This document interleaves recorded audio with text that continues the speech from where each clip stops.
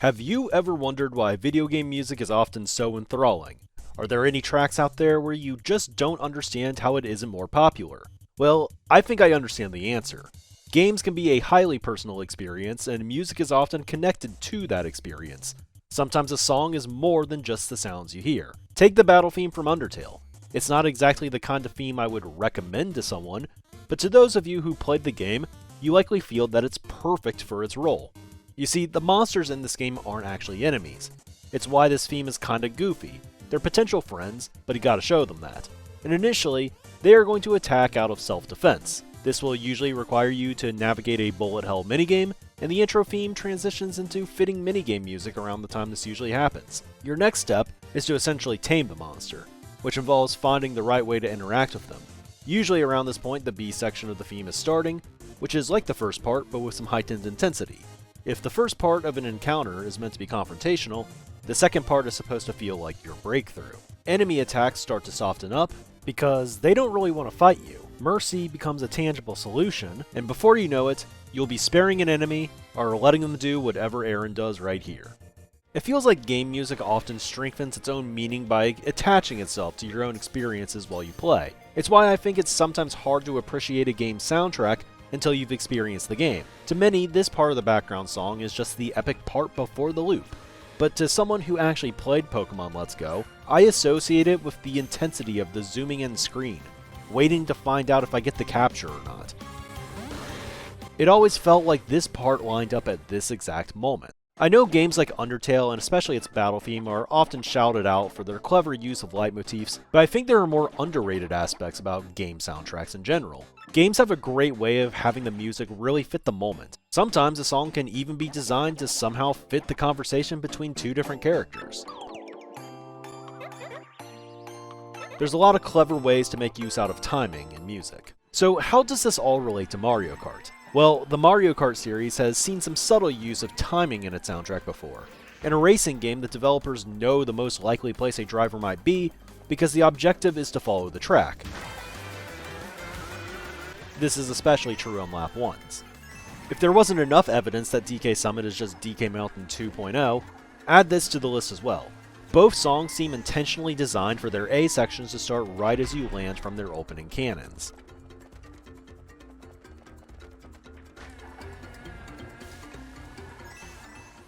And lastly, you get the point by now, but there's of course one more, and I just want to share it.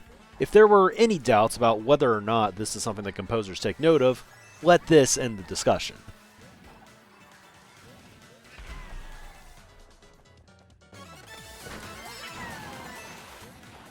Now, there are plenty of other ways Mario Kart songs have created different moods before, and how you associate certain parts of them with certain parts of tracks. The use of multi-channel music in Mario Kart Wii did a really good job with that, but another way they do this is through the use of sector tracks. Mount Wario in particular does a really good job mixing in both of these strategies at the same time. I crack a little smile every time I see some Mario Kart 8 reviewer describe Mount Wario as a journey, because it's a tired cliche at this point, but it's totally warranted. Every time you're hitting the downhill boost section, the song really hits the climax and the emotional effect is quite cool. People aren't feeling this way on accident, clearly.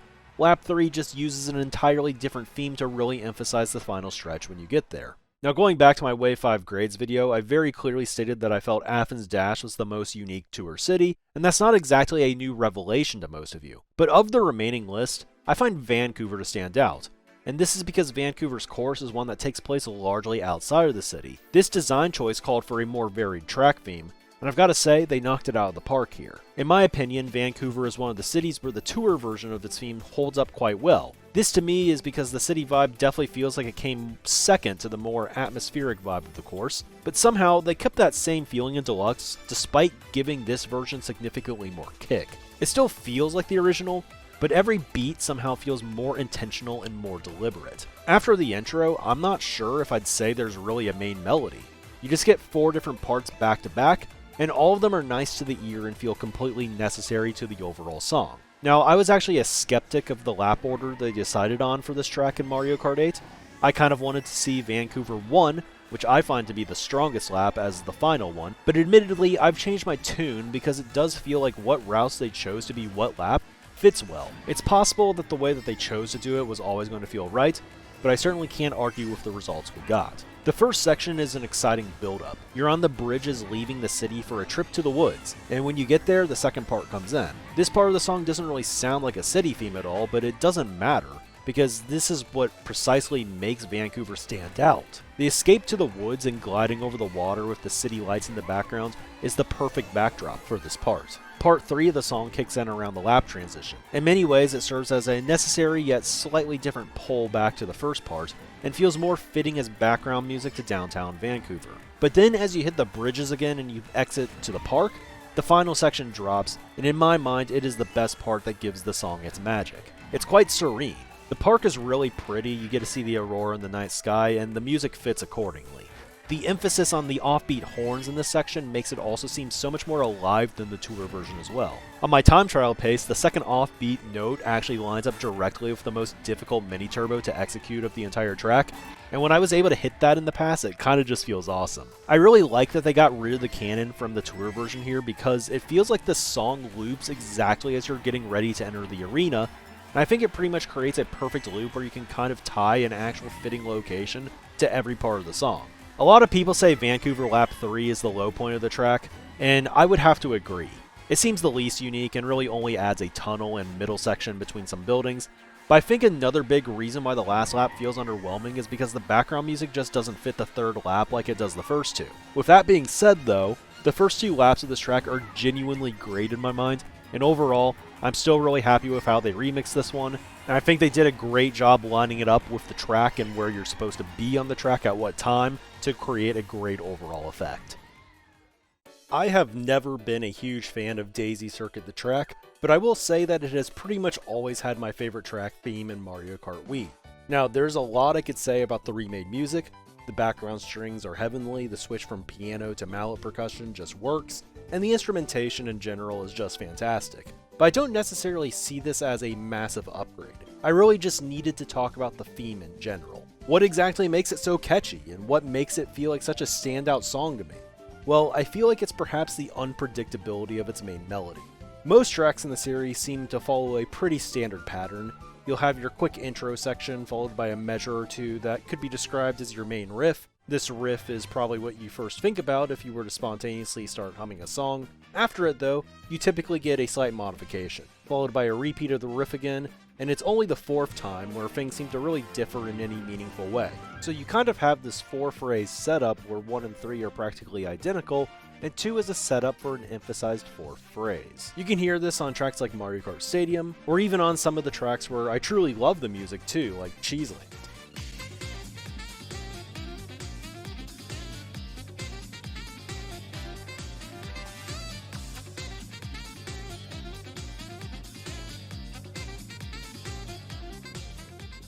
Daisy Circuit truly throws it all out the window in its A section. Not only are these segments only one measure long, they constantly change every time. Now, Daisy Circuit uses 4/4 time, or in other words, there's 4 beats per measure, with a quarter note receiving 1 beat. In its A section, the first 2 beats are typically static by measure, with the final 2 varying each time, constantly switching between different 8th and 16th note patterns.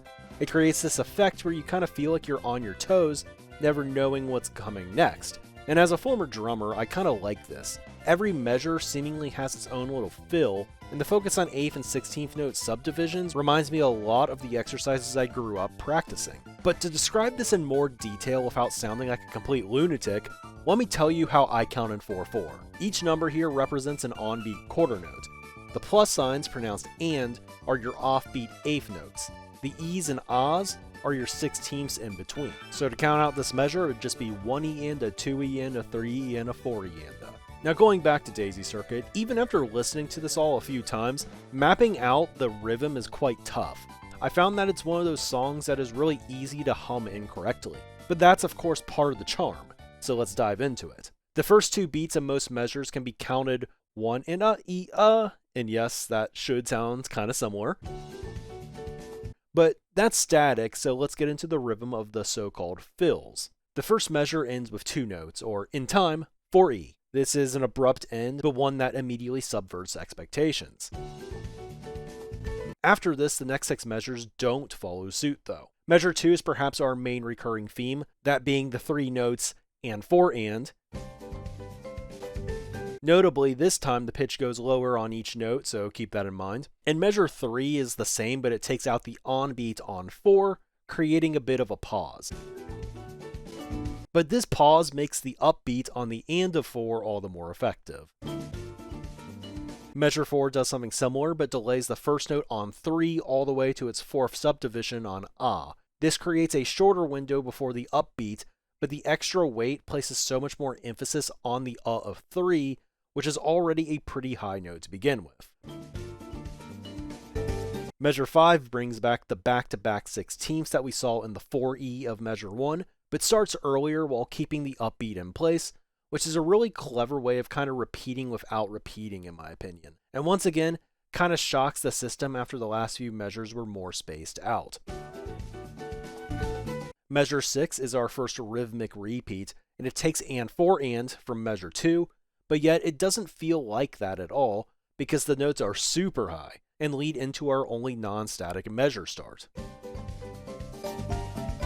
This drastic change particularly feels like its own improv or solo for this reason, alongside the second half of the measure starting earlier than all of the first 6, making it a natural continuation of the already surprising divergence. The pause after gives time for our upbeat to take us back into the standard rhythm for one final go, and almost cleverly, the conclusion is the simplest one possible, just a single on-beat note on 4. The last measure being rhythmically the simplest one feels almost ironic, yet I find it to be a really effective unpacking of the first 7. I love all this. It feels like if you were to ask an AI to complete one of these measures after the first 2 beats, the rhythm it would spit back would just be 4 and, yet this whole section refrains from having a single measure do exactly that rhythm. It's cool. The mallet percussion present in 8D is a great fit, as was the piano in Mario Kart Wii.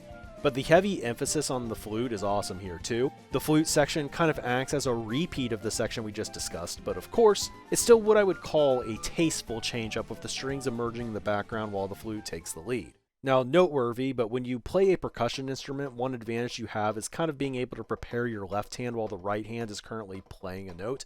It makes playing constant 16ths, which are already pretty fast, much easier than someone on the flute, so the flute section has a slightly slower, more methodical approach. Measure 1 is also simple, keeping pace with the end of the last set. But measure 2 takes us back to the previous measure 7, with some 16th notes in the same place. This is obviously tough for flute, and it kind of creates a cool little rolling effect. But these first 2 measures are kind of unpacking what we got into with the last 2 of the last section. Measure 3 is yet another unique rhythm, which acts as a really good setup for the all too familiar and 4 ands that appears again in measure 4. Now, what I think is really cool about this placement of this familiar string of 3 notes is that in the first set of 8 measures, this rhythm played on measures 2 and 6, but here we get it on 4 and 8. And it almost feels like the composer intentionally gave us a little bit of a misdirection here, almost kind of trolling us in a sense, where you kind of set up the expectations to think that something's going to happen some way, and then it happens the other. And yet, it just works. Finally, in the last string of 4 measures here, we get a new surprise, which is actually, well, the ordinary expected Mario Kart song type, that being measures 5 and 7 being very similar, with 6 and 8 being slightly different from each other. Of course, measures 5 and 6 are still higher pitched than 7 and 8, making 5 and 7 not an exact carbon copy. But this pitch drop-off leads us to a final and 4 and in measure 8 that pulls us right into the final section here that has some absolutely beautiful strings. The flute just arrives at the perfect time over and over again, topped off by some excellent mallet work right before the loop. It's outstanding. Now, ironically, this final section, which I won't be covering in full, is probably the best argument for the remade version being seen as an upgrade. But this work has needed some long due praise since well before the booster pass was released, so a focus in on the parts that have always made it great was essential in my opinion. That said, I'll give one more nod to the original version. They use a drag or a rough, one of your basic drum rudiments, as a lead-in to the first measure of each section, and it is just so effective and missed gravely here. Other than that, I've got absolutely no qualms about this new version. So when people think about Mario Kart DS, they think about tracks like Delfino Square, Airship Fortress, Tick-Tock Clock, and of course Waluigi Pinball. The track that would follow Waluigi Pinball back in the original game was always a little less remembered though, that being Shroom Ridge. This track wasn't exactly the most imaginative one, nor was it really linked to any character in particular. It's kind of unique in this regard, because when you think about courses like Luigi's Mansion, Tick-Tock Clock, Delfino, Airship, or even Desert Hills, you think about a bunch of different Mario games. When you think about Yoshi Falls, you think about the giant Yoshi egg in the center. But I find that when I think about Shroom Ridge though, the thing that comes to mind is Mario Kart DS, the game itself. It feels like the perfect representation of the unique Mario Kart DS sound font, from the high notes all the way down to the record scratches. Only one other theme really compares in that regard, and well, that one was just a demo song. A fire demo song, but a demo song nonetheless. Now, if you followed me for a while, you've probably heard me say that I've felt Shroom Ridge was a perfect fit in Wave 1 of the Booster Pass. This should partially explain why, because the Booster Course Pass was originally kind of advertised as a tribute to the older games of the series. So what other track could possibly be a better fit than one that perfectly defines its original entry? It was a solid course that had never returned that I would argue carried the essence of its original game. But that of course wasn't the only reason why it was a great fit. I also felt that they did an outstanding job remaking its song. From the jump, it was understood that the Booster Pass at the very least got the music right. In the original Mario Kart DS, the song felt pretty low-key. It was very catchy, but not really in a showing-off kind of way. I think what made it stand out was a bit of an emphasis on a call-and-response style in its main melody. This compositional technique comes across as listening in on a conversation, where someone asks a question and it's followed up with an answer by a different speaker, of course. Now, this was a fun idea for a track song in my opinion, and they definitely leaned into it a little bit, especially early on and near the loop point, but I would argue that they could have done a lot more with it still in the second half of the track. Now, the second half of the theme was still solid in my opinion and seemingly fit the track superbly. The course ends with these back and forth left and right turns, and often the timing felt like the song would reach the climax right as you were exiting to the final stretch. But perhaps the one thing that it was lacking, which many people refer to as the Mario Kart 8 treatment, is the pizzazz of it all. Like many of the other songs I covered today, the Mario Kart 8 rendition does a great job of adding to the original theme, while also retaining so much of what made it originally stand out. For instance, the iconic whistle sound into record scratch combo is still there, the synths, the bass lines, all present. And the added trumpets do so much to build off of the original as far as the call and response style goes too. In the areas where responses already exist, they are emboldened. This of course is especially apparent in the cut to the second half of the song, which was always meant to be a more exaggerated version of the first response to the original whistle call. This new call with the synth and electric piano is just an outrageous pattern for something so subtle during the lead synth's fade out, and the trumpets just crush the answer and perfectly transition you to the back half of the theme. But it didn't just strengthen what was already there, because in the second half, the previously empty spaces are filled with new answers, if you will. The second time through, they do something really clever. I said it in the Daisy Circuit section earlier, but in these strings of 4 patterns, Mario Kart songs really tend to use these second parts merely as a tool to get to a satisfying end of the section. And as I mentioned earlier, the climax of this song at the end of this section has been really satisfying going back to 2005. Now, something really weird about this remix was that the second call in the entire song, and I'm talking about like 3 seconds in, it's just missing. It feels missing at least. But believe it or not, I think I might have located it.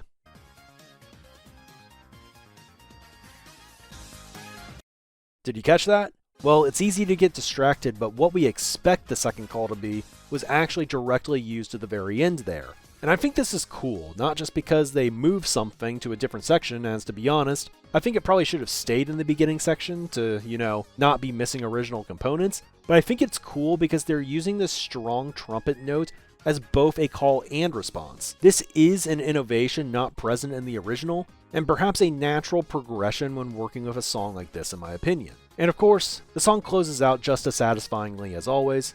Great stuff. It was never going to be a fair fight, but you definitely outshined the graphics on this track, I'll just say that. This truly feels like the completed version of a theme that I never understood to be incomplete until I heard the new version. As someone whose bold prediction after the opening Wave 1 trailer was that the remix would be a standout song, clearly I had a high opinion of the concept already, and what this could be. But I think this new rendition exceeded my already high personal expectation with just how much it added at timely moments. It makes the original version feel a little bit empty now. And as stated, this is just great. This track and theme weren't really talked about much before the booster pass. It felt like one of the lost courses of the series. But this was never due to it being bad. That was just never the case ever. All the evidence I need to show that is that pretty much every Mario Kart DS player rejoiced when it came out. And I think that when you break it all down, that's what the booster course pass was supposed to be all about. This course was kind of the heart and soul of the DLC to me, and perhaps it's a major reason why I perceived the DLC higher than most did straight out of the gate. It immediately scratched that nostalgic itch I have as a Mario Kart DS player. It was a joy to play, and I obviously just raved about its music. The subpar graphics was never really something that bothered me too much. I was just happy to be playing a course I spent a lot of time on growing up. It was my favorite track to time trial back in Mario Kart DS, and it ended up being one of my favorites here too, for nearly the exact same reasons 15 years later. I think perhaps the craziest part of this all though, is that in the big 2025, I almost feel a strange sense of nostalgia about Wave 1. It has been a notable amount of time now, but surely this isn't weird, right? The thing is, when I look back at my favorite time playing Deluxe though, the first week after the Wave 1 launch immediately comes to mind. The game finally felt fresh again after years of stagnancy. But of course, it wasn't just the idea of change itself. It was the returning content like Shroom Ridge and the nostalgic tunes that came with it that made it feel like an awesome time to be a Mario Kart 8 player again, and the excitement of knowing that more was on the way. So I've got a hot take. Well, maybe it's a little lukewarm. But of all the recurring types of Mario Kart tracks out there, the traffic courses have by far the best music in the series. Of course, I just talked about how much I love Shroom Ridge's theme. It brings with it that perfect happy road trip type of vibe, but it's not just Shroom Ridge. The original version of Toad's Turnpike is hands down my favorite theme in the series. Maybe it's not the most spectacular or grandiose theme out there, but you will have a very hard time trying to find another course theme that so perfectly encapsulates the mood of its track. I find it to be oddly soothing. It sounds almost heavenly with its heavy emphasis on choral vocals, which is of course ironic if you know anything about Toad and his voice back in MK64. Just listening to it reminds me of night driving on the highway though. Admittedly, I've even turned it on before as background for some of those long late night reflective drives down the freeway. This isn't the only style that works though. Mushroom Bridge and Mushroom City go for the exact opposite vibe. These two courses take place in bustling, crowded areas, and the song makes its presence known. It is catchy, it is busy, and it even incorporates car honking sounds into it. It is truly aggressive in the most shameless manner possible. Like with Turnpike, this song understands exactly what it's trying to be, and for these reasons, it fits perfectly for a downtown-themed track like Mushroom City, where rather than having time for thoughtful reflection, you're more likely to be screaming at the guy who just cut you off instead. It is absolutely criminal that this song has not been remade since the downgraded DS version back in 2005, and this was the main reason why I was looking forward to seeing Mushroom Bridge return in the booster pass. After its reveal and tour, and when connecting the dots with the old prefix leak, it seemed like a shoo-in. But of course, that's not what actually happened. Rather, in a bit of an upset, Moonview Highway found its way into the game instead. And I remember many people said that Mushroom Bridge was just pushed back to Wave 6, but I stood firm on what I knew it was at the time.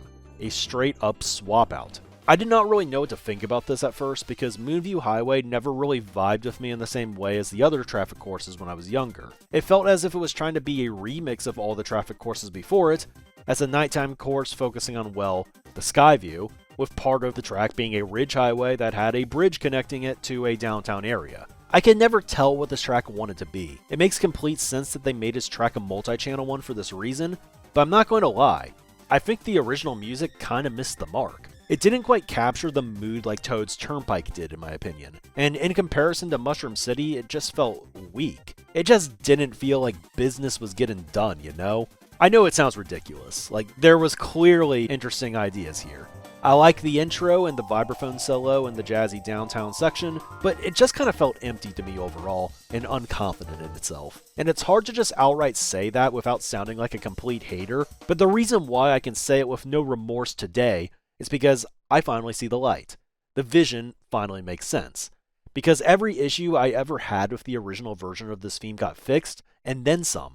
Because its presence in Deluxe, both versions mind you, was an absolute grand slam. To me, it is now welcome to the club full of elite traffic course fiends. And this wasn't done reluctantly. It is a valued member too. Both versions of the song get the job done. I love the electronic part. It feels a little bit rigid and rough around the edges. It no longer feels like a song that plays it safe, trying to make the game's roster. Now it feels like a dance party, with its exaggerated triplet beats at the end of its measures. Immediately when I heard it in the 15-second preview of the track leading up to Wave 5, I was stunned. I wasn't exactly excited for the track, but I took notice immediately. But the crazy thing is that the live version of the song that plays in the downtown portion turns it up a notch even higher. The live version almost takes the exact opposite approach, and perhaps naturally so, because jazzy sections are naturally going to feel a bit looser, with opportunities for horns or drums to chime in unexpectedly. The saxophone pops so much more in this game, and the piano background accompanies it much better here in my opinion. In the vibraphone solos, 16th notes can all be heard so much more clearly now, and whenever it or the sax start playing, your attention is just there immediately. The electronic and live split works so well here, and perhaps was the missing element that Mario Kart Wii couldn't quite express on its own back in the day. I know it tried for it, but it just didn't feel the same. Of course, it needed to. Moonview Highway is the traffic course that tries to be multiple things at once. Finally, I feel like the music truly understands the assignment here, and it reached its fully realized form. This version is just fantastic. It's just a constant switch between two channels where the answer is just always right, and for that reason, it's just one of those tracks where you really just have to play the game to fully appreciate it. So, sorry Nintendo, I haven't added this one to my Nintendo Music app playlist yet, despite it being one of the game's top musical accomplishments. I'm going to need a medley version included. Thank you very much. Yo, what? 3 Wii courses made this list? From the same guy who said they put too many Wii courses in the booster pass? Well, here's the thing guys. When you have many more lottery tickets, and in this case clearly more effort put into you, you're more likely to win. Now of course I'm also not actually some hater either. I love giving Mario Kart Wii some deserved praise. But the thing is, typically, there's no shortage of praise. And as the self-proclaimed community Mario Kart Wii ombudsman, I've got to do my job and investigate the corruption. My findings today indicate that the Wii tracks actually firmly handled the competition and won entirely fairly. And of course, an easy way to ensure a win is to make sure you have an excellent closer. The Wii Rainbow Road theme has always been good, let's just get that out of the way. They really didn't have to make a ton of changes here, and they didn't, but the ones they did were really effective ones. I remember when I first played the course, my first impression was that they just kind of rehashed the DS Rainbow Road theme, but looking back, that was kind of a crazy observation for many reasons. If you were to line up the two songs, they fit practically side by side, save for one bridge section in the middle of the Wii theme. They are structured so similarly that listening to them at the same time is not particularly unpleasant. And this is especially noticeable during the intro section, as you can hear in the background. If you want to hear the full version, the link is in the description for the record. I would say that the DS and Wii Rainbow Road themes had different strengths. In Wii's case, it finished super strongly, and the original timing made it always feel like you were hitting the climax right as you exited the launch star cannon. This is something that I actually take issue with on the new version, as Lap 3 plays this intro section and throws off the timing of it. But while it had a strong finish in my mind, the beginning part of the Wii rendition always felt a little too soft in my opinion. For instance, there was always a cool little nod to the Good Egg Galaxy theme, which as a Mario Galaxy themed stage was really cool, but this nod was something you really had to listen for. Perhaps it was more clever or tasteful this way, but in the remix, I'm glad that this was changed. In the new version, the game picks out multiple spots that it really wants to emphasize everywhere. This includes the Good Egg callback, the response to the main early melody, parts of the bridge and loop. This is often done with some horns that weren't really present in the original version, and I really think that it makes this version in particular pop. Weirdly though, I don't know if upgrade is the word that I would describe this new rendition as. Like, if I had to pick one to listen to, no doubt it's the new version that I prefer. I say that to say that I find both to be perfectly fitting of their own eras. The Mario Kart Wii version of this track was designed to be a final boss of some sorts. The Nintendo Wii was already a hit by the time Mario Kart came out on the Wii, and the console did an incredible job of appealing to casual gamers. I always saw this track as a little bit of a casual filter back then. It was hard, it was designed specifically to kick your ass, but in a welcoming manner. It was everything a special final level was supposed to be. It was brutal, yet encouraging, and the ethereal, otherworldly music did a lot to create that feeling. But this wasn't the intent for the track in Deluxe. In Deluxe, it was a DLC track, and the final one at that. It was representative of the end of an era. The new feel is much more confident. Its best moments were clearly highlighted. This time around, it sounds like the composers already knew it was beloved. It was made certain that the track and song were a feature of the Wave 6 trailer. And I almost wonder if Rosalina's Ice World was added back into the game just to be the last track in their presentation, with the Galaxy-themed Comet Observatory in the background with the Galaxy-themed track music playing. It feels like a bit of a stretch to say that, but well, Rosalina's Ice World was the one track that we truly weren't expecting going into the final trailer. But getting back on subject, the new music really just feels like a celebration, and you probably could not have picked a better candidate to fill this role, even if the track was much easier in this game. The recognizability, charm, and nostalgia were all there in full force, and that's all that truly mattered here. When you play Mario Kart as much as someone like me, it becomes really easy to become numb to the game's soundtracks. I always held the opinion growing up that Mario Kart soundtracks actually weren't very good, and often I felt I would have preferred having custom music from other games instead. Of course, this didn't mean that I would ever mod in a bunch of new music and make a bunch of videos about it all 6 and 9 years ago respectively, but since I've never done that and never would do that, I always used to feel myself craving something a bit more. But when reflecting on it all, perhaps what I've always just wanted was something different. In a regular single-player game, I might get to hear a good boss battle theme like one time only, but some of these Mario Kart tracks I've raced on like thousands upon thousands of times. Mario Kart 8 definitely changed my perspective though. Like I said in my analysis of the game a while back, it looked the part ahead of launch, and then bringing in a live band was just the cherry on top. I think they really hit their stride in the second DLC pack of the original Mario Kart 8. Wild Woods was in my mind a phenomenal arrangement, and I really liked the remade versions of Cheeseland and Big Blue as well. So when the Booster Pass was announced 7 years later, I was a little nervous. There was a new remix version of Coconut Mall in the trailer, but the visual quality of the tracks looked poor. Mario Kart Tour had not remixed every retro theme, its music wasn't exactly blowing anyone's socks off, and were they really going to redo all the music for all the city tracks that had just really only recently been released in Tour? Sitting at the finish line now, it's fun to take a look back. As I originally said, a lot of the previous Mario Kart titles didn't really move me with their music back in the day, and the Booster Pass, well, it mainly consisted of the retro content from those days, and perhaps there is a lot of nostalgia attached here, but I'm glad to say that I ended up being quite impressed. It made me feel that perhaps it had nothing to do with the songs of old, rather, they just didn't have the Mario Kart 8 glow up in their original versions, so with this chapter closing, all I can say is that I hope that Mario Kart World is able to deliver in the same way. Perhaps if it does, maybe I'll consider trying a video game like this one today, but as that is no guarantee, I hope you guys enjoyed this one, and of course, thanks for watching.